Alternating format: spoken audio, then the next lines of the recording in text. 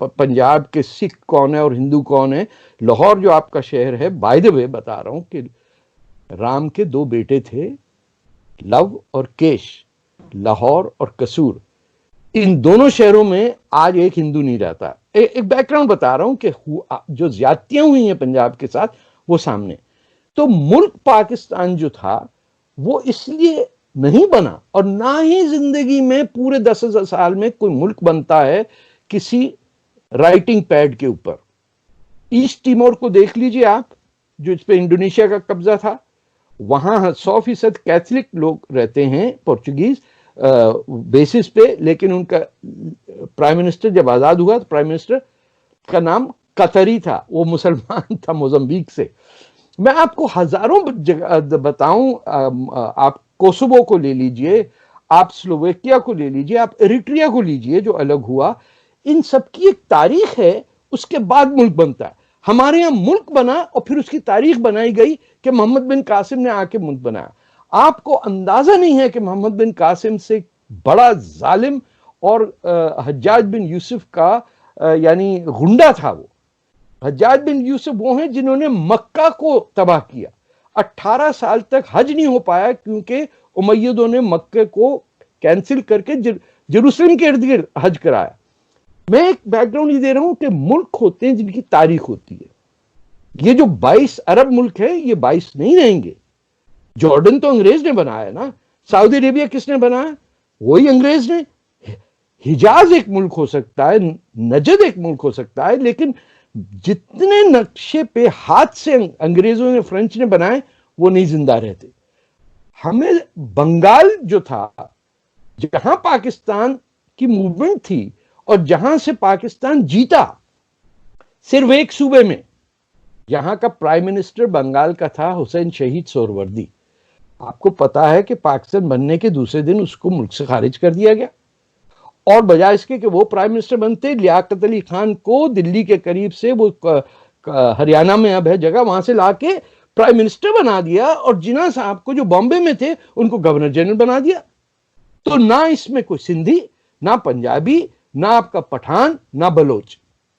बंगाल इसीलिए अलग हुआ आपसे, और बंगाल जब बना बांग्लादेश, मेरी आपकी उम्र होगी उस वक्त, तो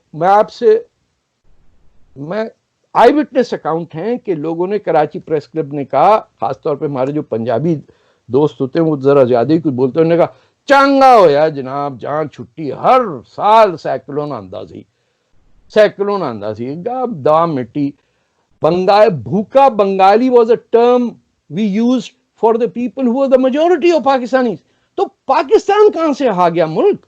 लेकिन पाकिस्तान जी। और मैं कुछ देखिए, मैं ये नहीं कह रहा कि परफेक्ट होना चाहिए कोई मुल्क। अमेरिका परफेक्ट है?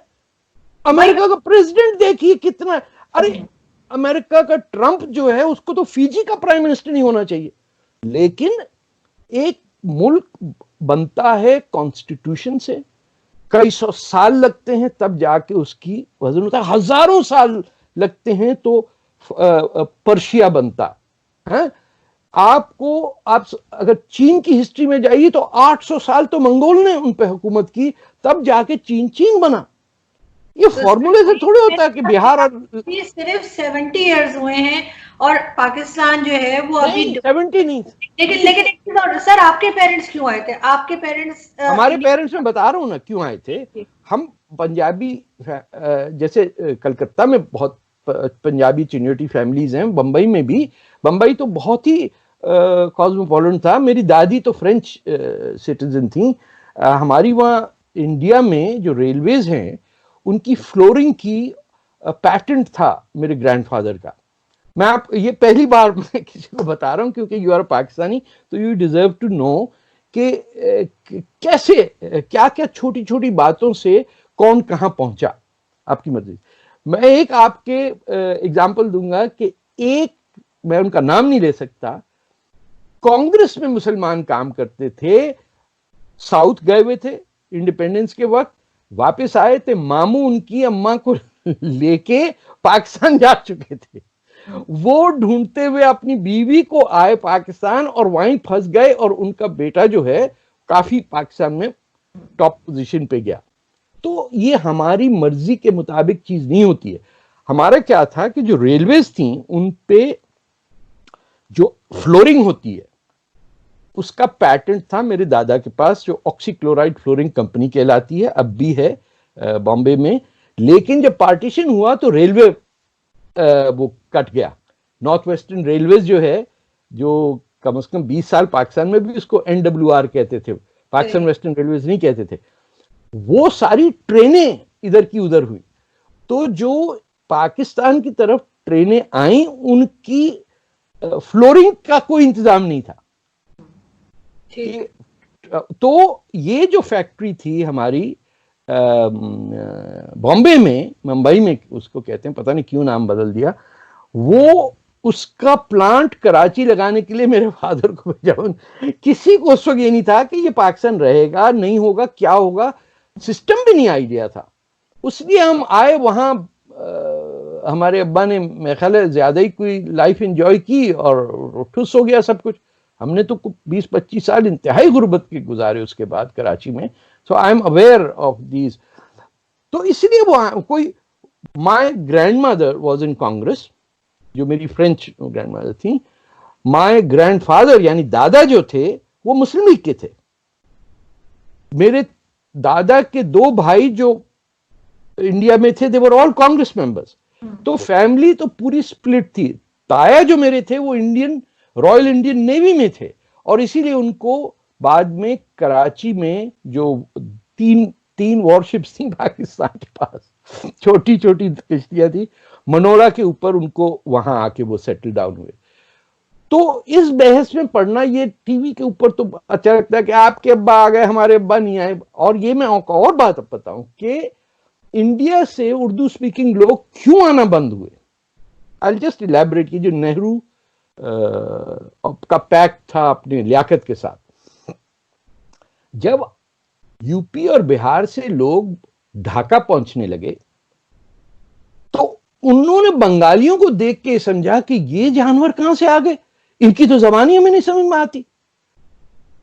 आपका पूरे बंगाल पे मीरपुर, मोहम्मदपुर, ये जो डिस्ट्रिक्ट्स थे ढाका के, वहां आके उर्दू स्पीकिंग के लोग जो अब भी वहां बैठे हुए, अब भी वो MQM के दफ्तर खोल के वहां उर्दूस्तान मीरपुर में, मैं जा चुका हूं, तब देख के आया हूं, उन्होंने उर्दू नाफिज कर दी। जब उर्दू और कराची को कैपिटल बनाया बजाय ढाका को, क्योंकि मेजॉरिटी पाकिस्तानी रहता है बंगाल में, और कैपिटल बना दिया आपने कराची में।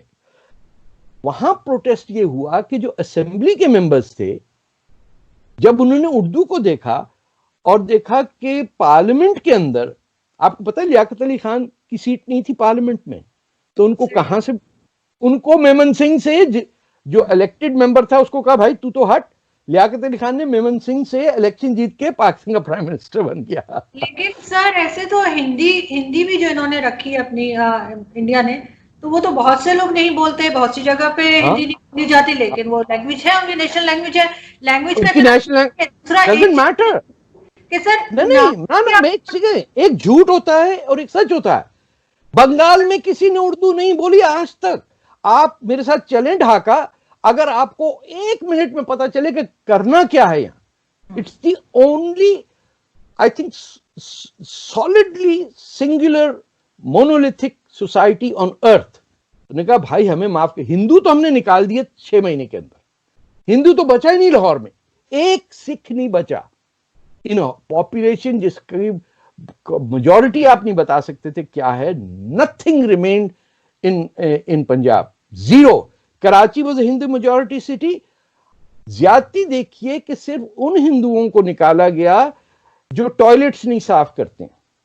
उन्होंने कहा इनको रहने दो भाई साहब, हमारे ये टॉयलेट कौन साफ करेगा। लेकिन सर मैंने तो कराची से मेरी स्कूलिंग हुई है, ट्रिनिटी मेथोडिस्ट चर्च स्कूल हवारी होटल के सामने। तो वहां पे तो हिंदू भी थे मेरे साथ, पारसी भी पढ़ते थे, क्रिश्चियन भी पढ़ते थे, और मैंने ऐसा उनका कोई सेटअप नहीं देखा कि वो कोई खुदा ना टॉयलेट साफ कर रहे हैं, कुछ अच्छे खासे। आपके टॉयलेट कौन साफ करता है पाकिस्तान में? और सारा एक सेकेंड, आपके पाक मुल्क में टॉयलेट साफ करने की जिम्मेदारी किस कौम की है? नहीं सर, किसी की जिम्मेदारी नहीं, कोई भी आप कर नहीं सकते। आपकी फौज ने इश्तिहार निकाला कि ये टटियां साफ करने के लिए सिर्फ क्रिश्चियन अप्लाई करें। Do you know that? भी जो आपके यहाँ सारे स्वीपर क्रिश्चियन हैं आते हैं, तो वो मतलब मुस्लिम भी हो सकते हैं, वो क्रिश्चियन भी हो सकते हैं, स्वीपर तो है ही नहीं, शर्त नहीं लगी हुई। आप ये कह रही हैं, क्यों ऐसी बात कहती हैं? रमजान है, आपको स्वीपर मिलेगा ही क्रिश्चियन। मेरे जो आती है वो मुस्लिम है, वो वॉशरूम भी साफ वो आया कहलाएगी होती है बेटे, वो आया कहलाएगी, वो भंगन नहीं कहलाएगी। लफ्ज भंगन जो है, आप एडमिट करें कि अभी तो पूरे न्यूयॉर्क टाइम में छपा हुआ है कि हाँ, कि गटर जहां साफ करना हो नॉन मुस्लिम साफ करेगा। इस सबको छोड़िए, मैं आपसे ये कह रहा हूं, ये हद इंडिया में भी है। ये मसला मेरा नहीं है कि आप इससे इंप्रूव कैसे करें। ये क्या अमेरिका नहीं बना काले स्लेव्स की मेहनत पे? तो हमाम में सब नंगे होते हैं। पॉइंट मेरा ये है कि मुल्क जो है वो कागज पे नहीं बनता है, उसकी तारीफ